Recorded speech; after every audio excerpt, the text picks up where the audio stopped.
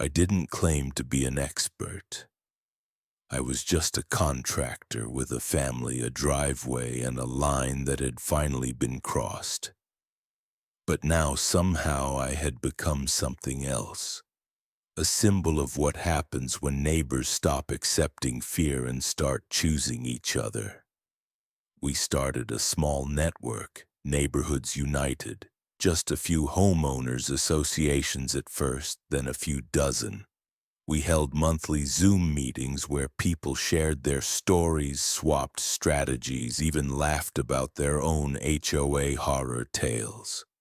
The community we had created in one cul-de-sac had started a quiet movement. Back home, Miller Grove continued to thrive. The Fall Festival had become an annual event, drawing folks from nearby towns. Kids painted pumpkins on the sidewalk where Margaret once measured grass with a ruler.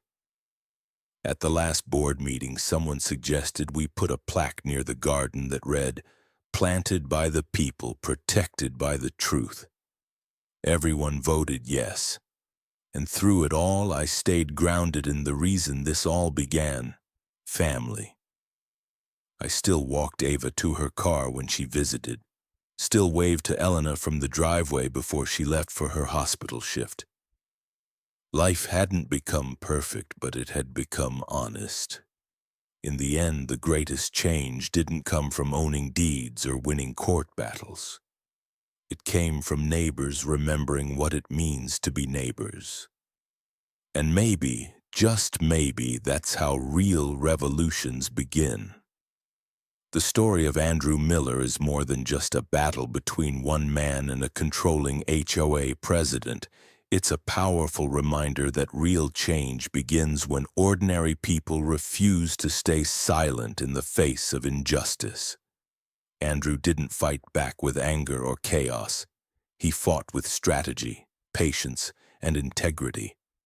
Instead of playing by the same petty rules as those who wronged him, he chose to rise above them, with facts, preparation, and unwavering determination. His actions didn't just reclaim his driveway, they redefined his entire neighborhood. The lesson? You don't need to shout to be heard. You need to stand firm in what's right. Sometimes the strongest protest is not a scream, but a quiet, strategic stand rooted in truth.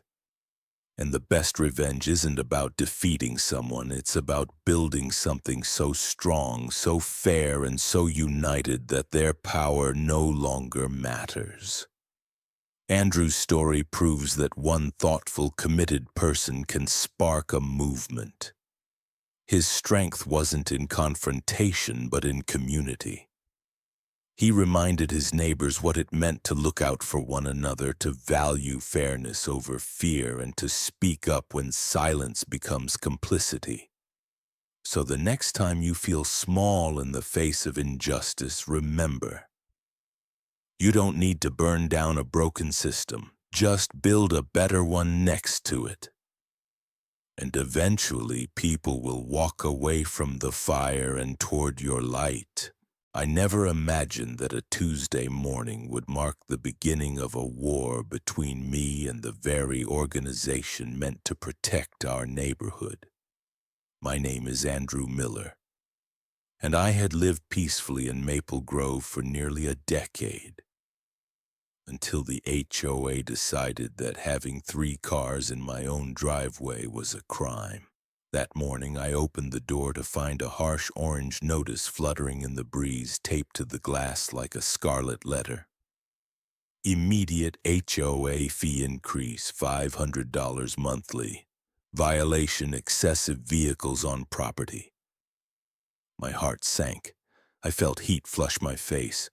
3 cars? One was my work truck for my contracting jobs. Another was my wife Elena's SUV. She's a nurse who works 12-hour shifts at the hospital. And the third, a used Honda we'd gifted our daughter Ava for her 16th birthday. That car had been her dream.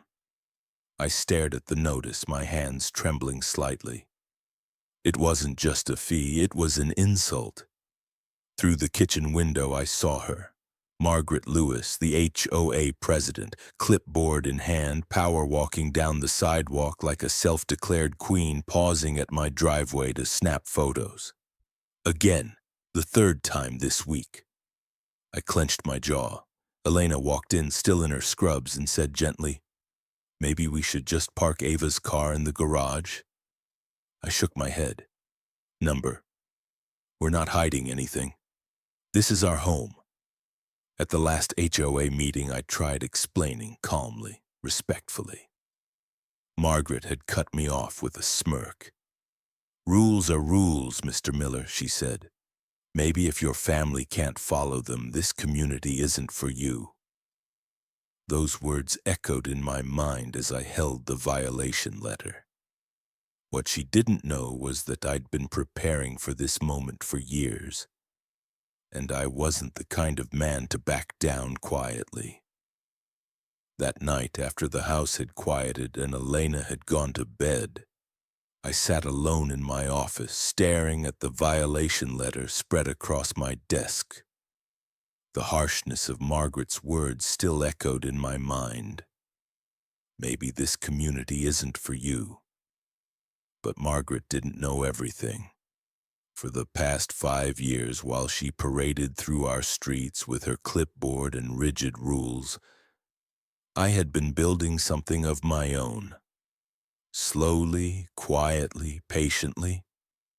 I had been buying properties in Maple Grove through various LLCs tied to my real estate firm. What started as a smart investment strategy soon turned into something personal. Every time a house went up for sale, especially when it belonged to a neighbor Margaret had pushed out, I made sure my company was the one to buy it. At first it was business, then it became a mission. I wasn't just collecting property, I was taking back control. I opened a drawer and pulled out a thick folder marked MG Holdings, Confidential. Inside were neatly organized deeds, payment records, closing documents, all tied to 67% of the properties in Maple Grove. Mine. Well, technically the company's. But Margaret didn't know that. Not yet. Earlier that day, after receiving the violation notice, I'd texted my lawyer, "It's time." He responded almost instantly, "Everything is ready. Just say the word." And I had. I was done being polite, done being quiet. As I traced my finger across the map of the neighborhood, every lot I now owned highlighted in yellow. A quiet determination rose in me. This wasn't just about cars in a driveway. It was about fairness. About standing up to a bully who'd hidden behind rules for too long. The next evening, as the sun dipped behind the rooftops of Maple Grove, I put on a crisp white shirt, tightened my tie, and slipped the folder of deeds into my leather briefcase. My heart thumped steadily, not from fear, but from the certainty that this was the moment everything would change. Elena kissed my cheek before I left. "Be careful," she whispered. I nodded. Tonight we take it back. When I walked into the community center, the air was thick with tension. Every seat was filled. Dozens of neighbors sat shoulder to shoulder, murmuring quietly. Some glanced my way, unsure. Others avoided eye contact entirely. Margaret stood at the front like a stage performer, her pink gavel gleaming under the fluorescent lights. She tapped it twice and began with that same syrupy tone I'd come to resent. "This emergency meeting concerns an ongoing violation at Mr. Miller's property." As she clicked through slides, zoomed in photos of my driveway, car placement angles, even snowdrift patterns, murmurs spread through the room. My jaw clenched when I saw a picture of Ava's Honda, clearly taken without consent. Then came the proposed amendment: 2 car limits per household, mandatory garage parking, and increased fees for non-compliance. Before she could call for a vote, I stood. "Point of order," I said calmly. Margaret's smile froze. "You're not recognized, Mr. Miller." "Actually," I said, pulling a document from my briefcase, "under HOA Bylaw Section 73, any property owner may challenge voting procedures." I stepped forward, laying down the property map and highlighting the homes my company now owned. Whispers filled the room as eyes scanned the document. "I am Andrew Miller, CEO of MG Holdings. As of last week, we own 67% of this community's properties. That makes me the majority stakeholder in this HOA." Gasps rippled across the room. Margaret's face turned pale. She reached for her gavel, then dropped it. This wasn't her meeting anymore, it was mine. And we were just getting started. Margaret thought she could control this place with threats and fines. What she didn't realize, what no one did, was that I already held the real power. And at tomorrow night's emergency HOA meeting, I would finally reveal it. Silence fell across the room as I stood at the front, hands steady, heart calm. For the first time in years, Margaret Lewis, the iron-fisted president of our HOA, looked uncertain. Her lips trembled, her fingers clutched the edge of the podium like it was the only thing keeping her upright. "This HOA has operated for too long in the shadows of fear," I said, letting my voice echo through the community center. "I have here 32 signed complaints from residents, each one detailing years of selective enforcement, unfair fines, and intimidation tactics." I laid another folder on the table. "Tonight, that ends." Gasps spread as I clicked through surveillance images on the projector. Margaret photographing driveways at midnight, fining elderly neighbors for flower pots that were too bright, waving off violations when it came to her close friends. The evidence was overwhelming, and more than enough to shatter her web of control. "I move to dissolve the current HOA board," I announced, "and call for new elections with clear term limits and transparency requirements. No more power plays, no more personal vendettas." A hand shot up.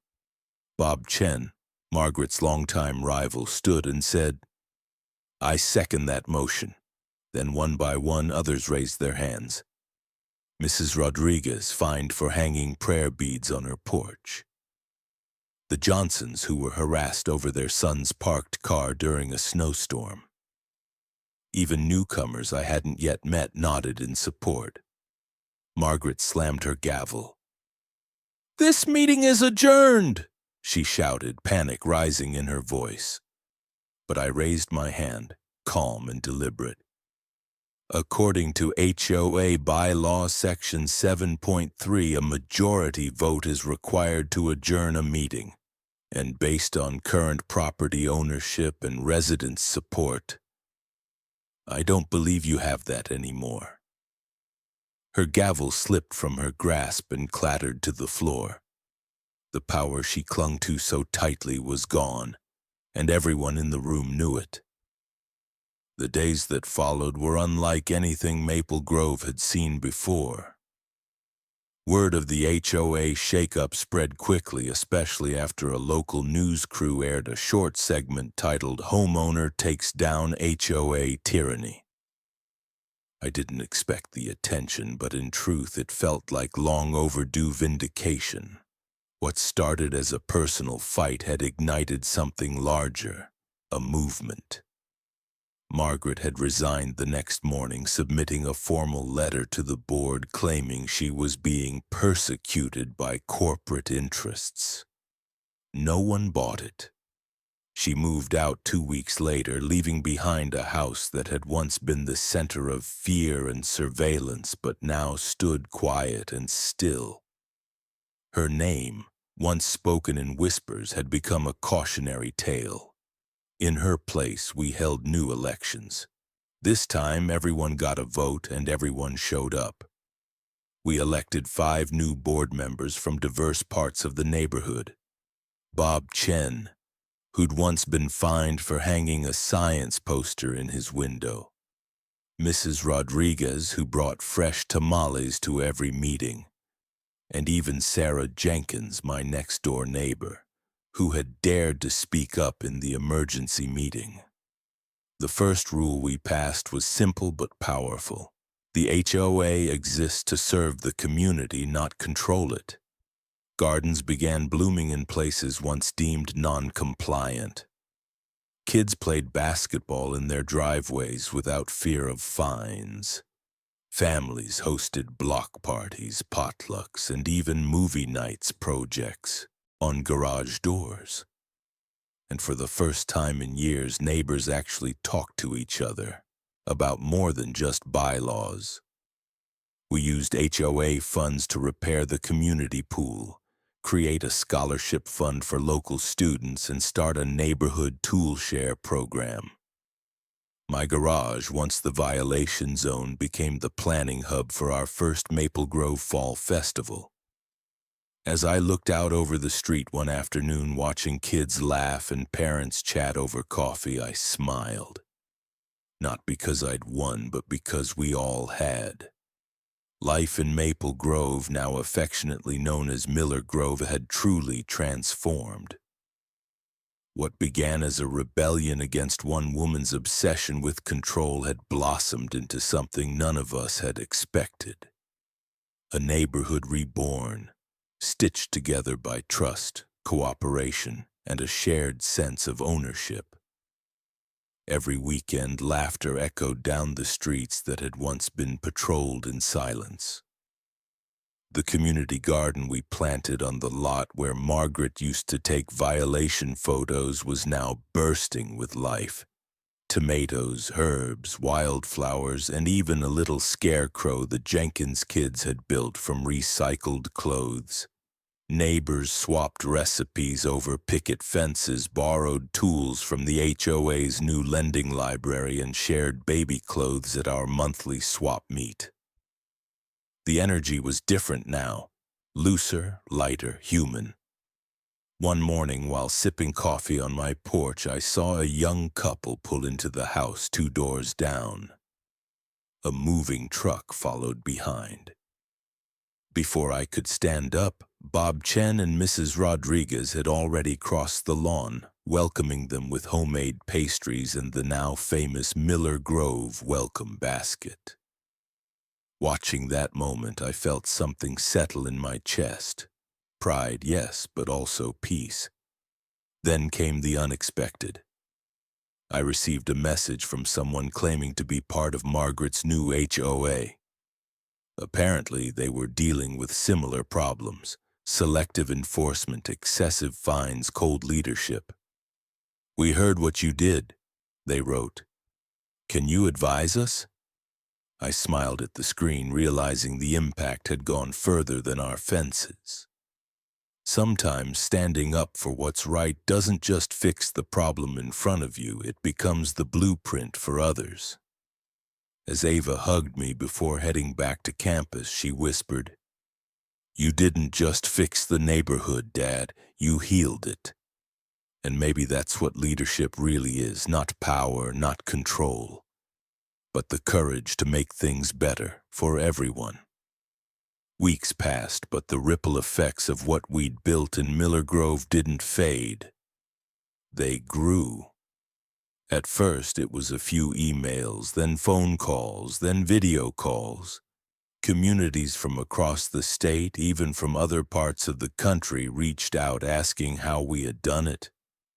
They had their own Margarets, their own unjust fines, their own residents too afraid to speak up.